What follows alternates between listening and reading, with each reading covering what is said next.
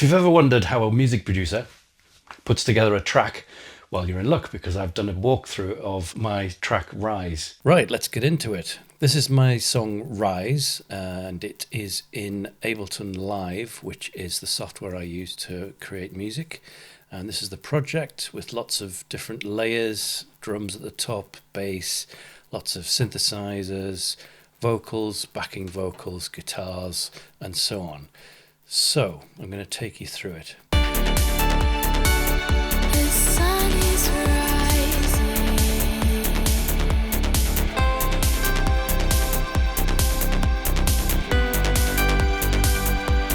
Chasing the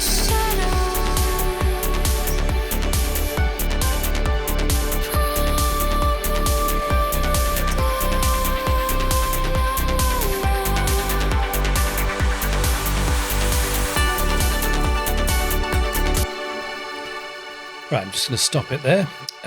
So you can see here, this is lead vocals. So this is Isabella, my daughter, singing. So if I isolate those and go back to here. The sun is rising. That's her lovely ethereal vocals. And there's some backing vocals and whatnot. Before I move off, I just wanted to explain how I approach songwriting. So I wrote the music and the melody and the lyrics for this, and Isabella sang them, but she needed something to go on. So what I do is I record what's called a pilot vocal, which is a guide for her to do something with. So if I come down to here and solo this track, you'll hear my embarrassing original vocals. The sun is rising. Which I then converted using an AI plugin to a woman's voice. The sun is rising. So that sounds pretty robotic and horrible, but what it does is it allows Isabella to have a guide vocal so she understands what melody I want and sort of how the phrasing works. So if I put some effects on that. The sun is rising. So that's really useful if I want to give that to Isabella and say, this is how I hear the song in my head. Can you put your magic on it? Which she does. Then we've got backing vocals. So I've added some of my own backing vocals in.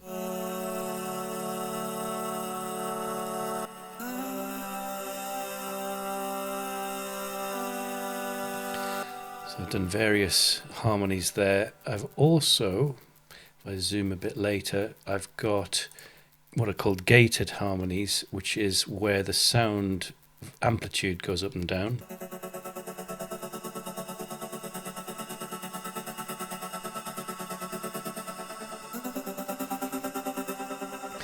Okay, and so that's all adding texture. And then I went to an audio library called Splice to get some extra vocals, and I've chopped and changed and repitched and moved things about here, harmonized and layered together, and got some extras that sound like this.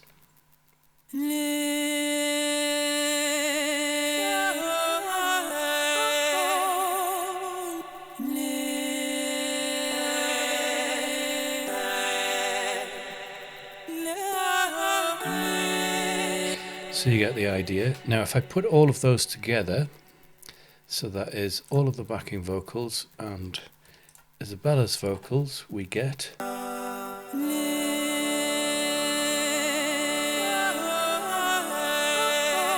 Chasing shadows.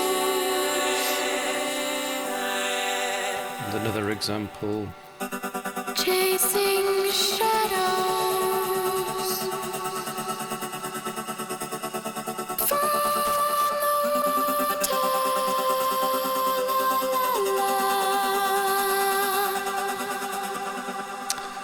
Okay, so if I turn everything on again and maybe play towards the end, you'll hear everything together.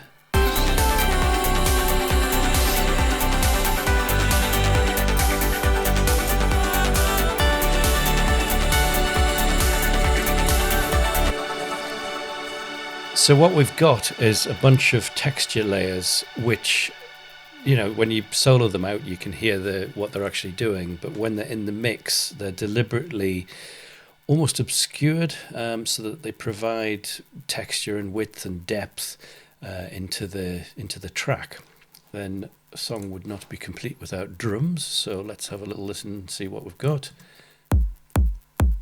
Kicks, hi-hats, shakers, snares, some more odd snares here and there.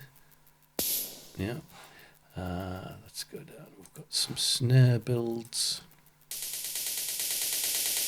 And a crash. And bongos. Put them all together and you get...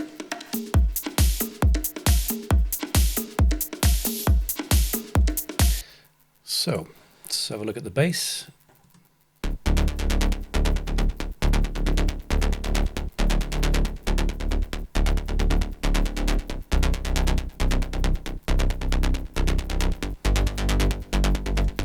So it's a fairly simple bass line. I use what's called a software synthesizer for this, called Serum. Let me show you. So Serum is a really well-known plugin that it kind of emulates all sorts of different synthesizers, and you can make all sorts of sounds with it. I used to use all outboard synthesizers, so the real things with keys, but now I tend to do everything inside the computer because it's just easier to layer things together and to do sound design. You don't have to plug in loads of cables and find presets and all the rest of it, and when you come back and load the project, they're all there. It used to be an absolute nightmare. So let's see. Then we've got synthesizers, generally speaking. Let's have a look. A few there. Show you some different ones.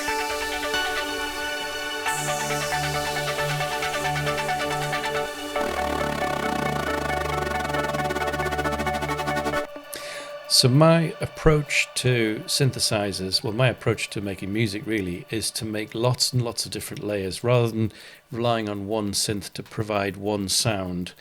I like to layer things together to make a texture of sounds, just like I was explaining with the vocals. So I'll have something like this, layered with this.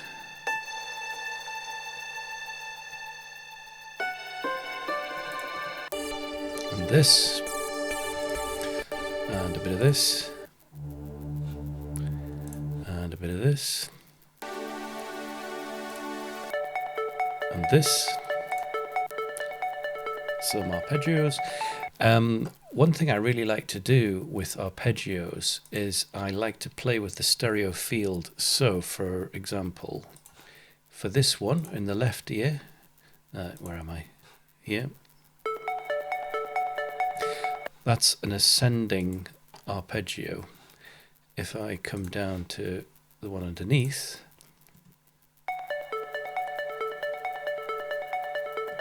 it's a descending one, and each of them is in the stereo field, in the opposite ends of the stereo field. So one's in the left ear and one's in the right ear. And when you play them together, it just scratches that itch in my brain that needs a wide stereo beautiful sound like.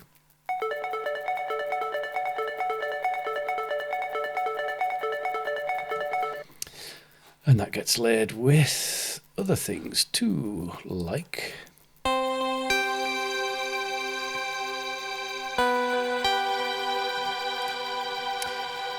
I think this is probably my favorite synthesizer. It's a software synthesizer again called Diva. It emulates a lot of classic analog synthesizers that are just beautiful. It's pretty special actually. Anyway, so I use lots of different synths. There's a different one in here. This one's called Twin.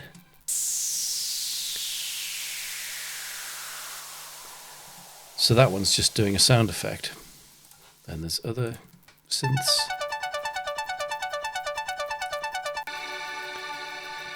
And then for the solo bit, let me solo that out and expand this so you can see what that is. So I can't play the piano. I can play some basic stuff, but really not very good. So what I tend to do is I will draw the notes in. These are the MIDI notes representing the notes on the keyboard, and then the synthesizer plays it.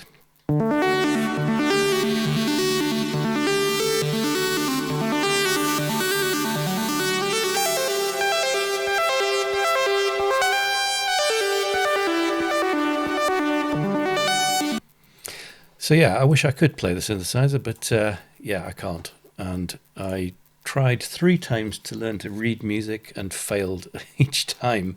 So I've kind of given up on that side of things. Maybe in my dotage I'll try again, but I can play some basic stuff, and I do in the performance videos that I do for the tracks when they go on YouTube and so on. But it takes me ages to learn the pieces. But really, what you're seeing here is me laboriously drawing in the notes that I hear.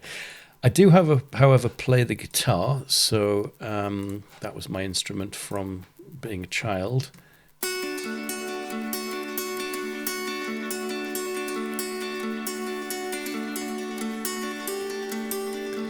So there's some nice little bits of tinkly acoustic guitar in there, and then the solo bit. Now I've got some electric guitar going underneath there. Hang on, I'll just solo the... There we go.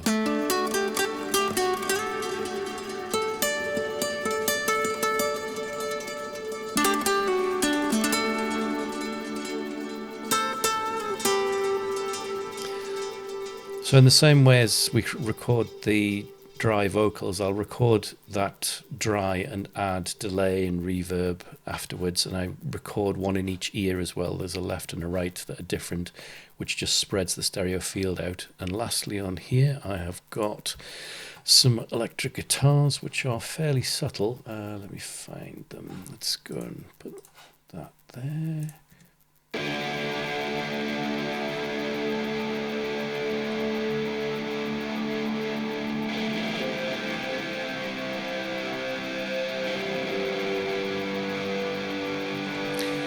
So again, we're just adding texture here in the middle, which they go nicely with the synths. And if I play the rest of the song around it, they kind of bed in underneath.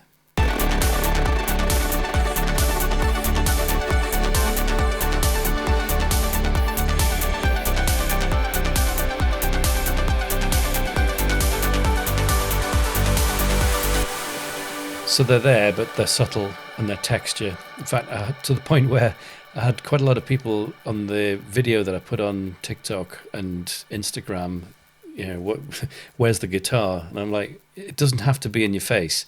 It's, in this case, it's just acting as another texture layer. It's underneath, and it's there to thicken out that experience. So I think that's everything on here. Let me just play you out the end of the song.